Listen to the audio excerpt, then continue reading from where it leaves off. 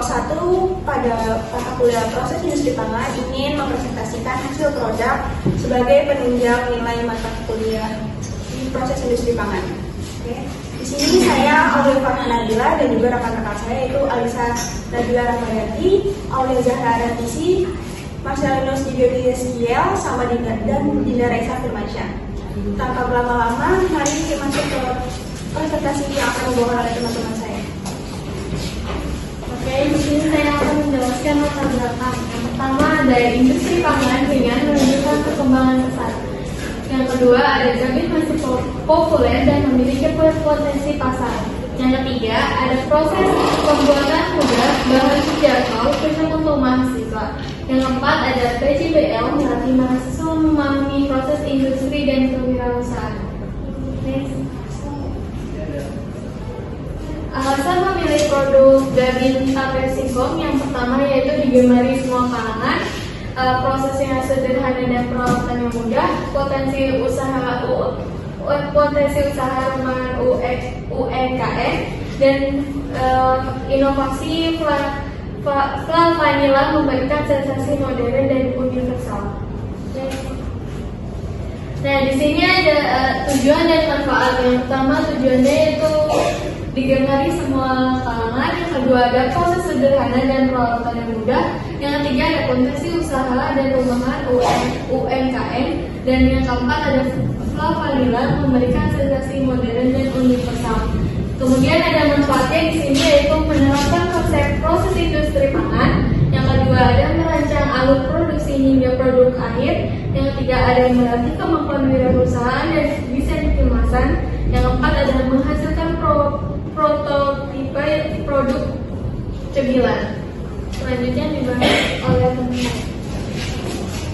Baik, izin masuk. Perkenalkan nama saya Aulia Zahra Ratisi dengan NPM 2403. Jadi di sini ada alat dan bahan yang kita gunakan dalam membuat produk. Untuk alat itu kita ada menggunakan baskom, sendok, spatula, kompor gas, panci, kuali, mangkok, piring, serta saringan minyak. Untuk bahan itu kita menggunakan tape singkong, susu kental manis, tepung terigu, gula pasir, biskuit sosis, vanila, dan garam. Selanjutnya ada tahap dari proses produksi. Yang pertama itu kita siapkan alat dan bahan yang akan digunakan. Yang kedua itu kita menyangrai tepung terigu dan menyisihkannya. Yang ketiga kita menghaluskan tape singkong. Yang keempat kita menambahkan susu kental manis, tepung terigu, dan gula ke dalam tape singkong yang sudah dihaluskan. Yang kelima itu kita membentuk gabin dengan adonan tape singkong di antara dua biskuit lapis. Yang keenam, kita membuat gabin dengan menggunakan api sedang hingga berwarna kecoklatan.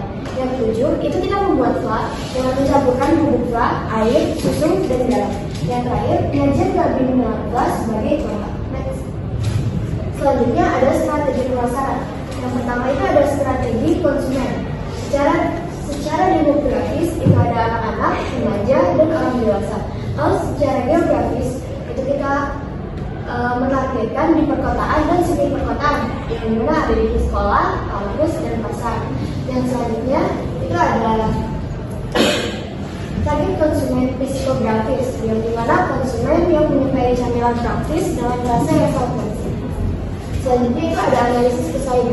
Yang pertama itu adalah pesaing langsung yang dimana produk gabin isi yang ada di pasaran baik rumahan maupun pabrik. Yang kedua itu ada pesaing secara tidak langsung di mana biskuit isi, wafer, dan roti isi. Yang ketiga itu ada keunggulannya, yang dimana prosesnya ini tuh homemade, bahan-bahan yang berkualitas dengan rasa yang unik. Yang terakhir itu ada kelemahannya.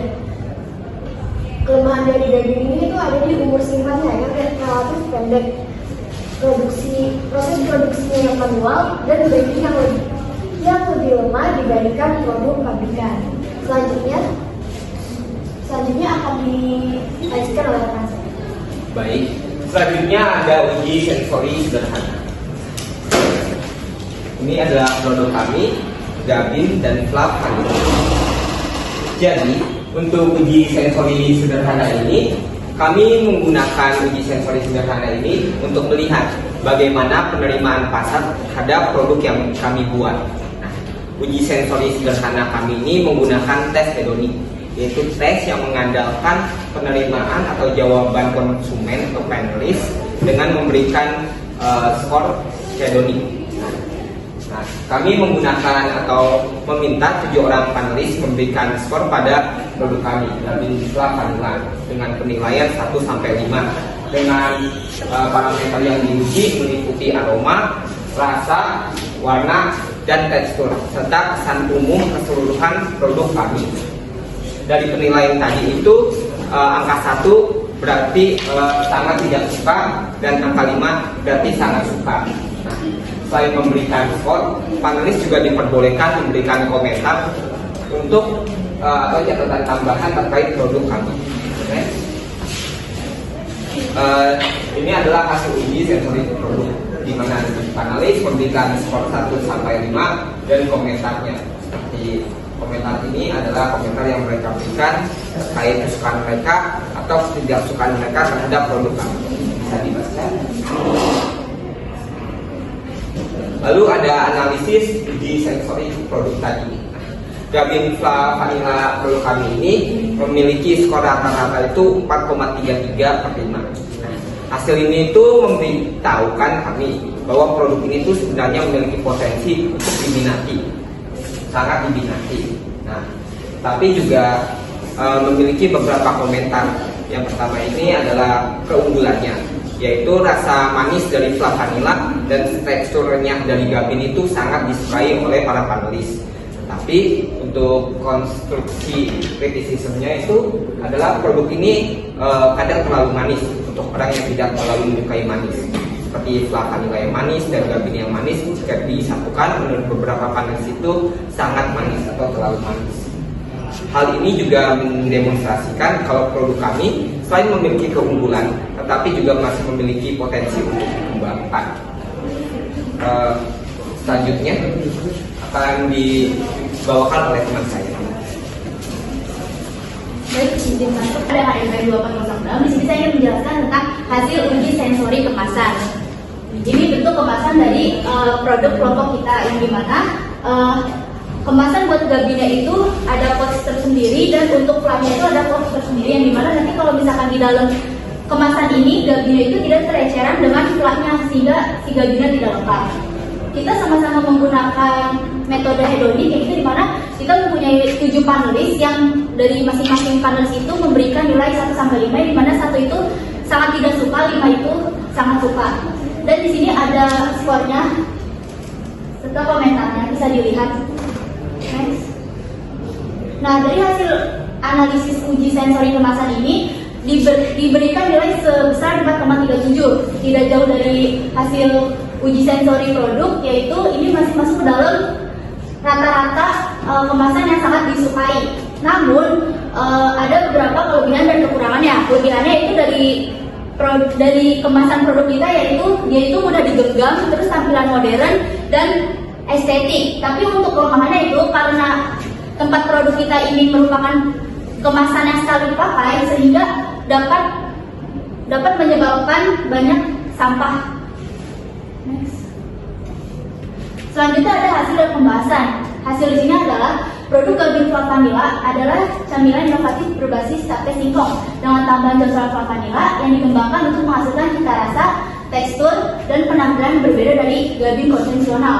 Proses pembuatannya menggabungkan adonan lembut dengan biskuit serta tape singkong, memberikan tekstur lembut yang renyah dan khas. Secara visual, produk ini didukung oleh kemasan modern dan estetik menggunakan bahan kertas ramah lingkungan dan plastik food grade atau kotak kecil yang juga berfungsi melindungi produk. Selanjutnya ada pembahasan, yang dimana bahwa inovasi penggunaan tape singkong dan campuran Fluff Vanilla ini memiliki nilai tambah signifikan dan disukai oleh konsumen, menghasilkan kombinasi rasa manis dan khas tekstur yang seimbang. Uji sensori menempatkan produk pada kategori disukai, namun ditemukan bahwa tingkat kemanisan perlu disesuaikan dan untuk kemasan perlu diinovasi lagi karena biar tidak terjadi penumpukan sampah. Dilanjut oleh rekan saya. Oke, next, sebelum kita tutup, izinkan saya untuk memberikan kesimpulan pada presentasi hari ini. Jadi, Gabin Fluff yang kita buat itu merupakan produk camilan berbasis olahan tape singkong yang memiliki potensi untuk dikembangkan. Inovasi penggunaan tape singkong sebagai isian utama yang dipadukan dengan campuran Fluff Vanilla memberikan cita rasa yang khas, tekstur yang lembut di bagian dalam serta tetap empuk di di bagian luarnya. Produk ini juga dinilai memiliki keunikan dan tampilan yang lebih modern dibandingkan produk webbing yang ada di pasaran. Nah, dari hasil uji sensori itu menunjukkan bahwa produk webbing Flavanila dapat diterima dengan baik oleh konsumen, ditunjukkan dengan nilai rata-rata penilaian yang termasuk dalam kategori disukai. Mayoritas pasar juga menyukai rasa dan tekstur produk serta nilai produk cocok sebagai camilan sehari-hari.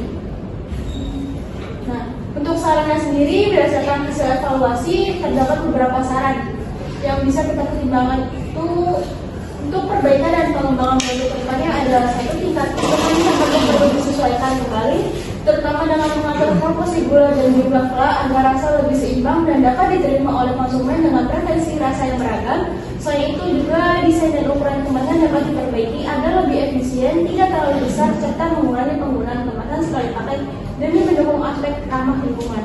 Nah, untuk pengembangan selanjutnya disarankan agar produk webbing Flavanila diuji dengan jumlah panelis yang lebih banyak dan variasi rasa tambahan yang berguna untuk mengetahui tingkat penerimaan pasar yang lebih luas. Lalu peningkatan branding dan inovasi kemasan juga dapat dilakukan agar produk memiliki daya saing yang lebih kuat di pasaran dan berpotensi dikembangkan sebagai produk usaha skala UMKM. Nah, ini adalah lampiran ketika kita membuat webbing file-nya. Next.